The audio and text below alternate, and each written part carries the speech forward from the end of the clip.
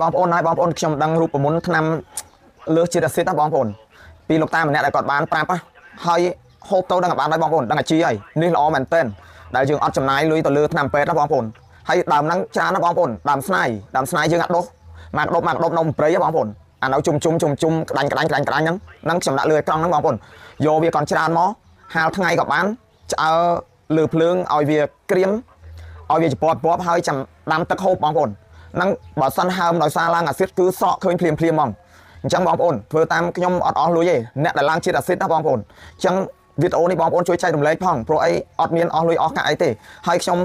តែងតែធ្វើវីដេអូចែករំលែកដើម្បីឲ្យបងប្អូនជាពលរដ្ឋយើងដែលគាត់ខ្វះខាតលុយថវិកាអីដើម្បីមានថ្នាំហូបជំនួសថ្នាំពេទ្យហើយអានេះខ្លាំងជាងថ្នាំពេទ្យទៀតបងប្អូនបើសិនហើមហូបតាមមួយឆ្នាំគឺបាត់ហើយបងប្អូនតែគ្រាន់តែយើងព្យាយាមហូបជាប្រចាំទៅបើយើងអាស៊ីតឡើងខ្លាំងអញ្ចឹងណាហ្នឹងហើយជួយចែករំលែកផងបងប្អូនដើមខ្នៃហ្នឹងគឺបកកែមែនខាងអាស៊ីតហ្នឹងហើយខាងហើមដៃហើមជើងអញ្ចឹងសូមអរគុណបងប្អូន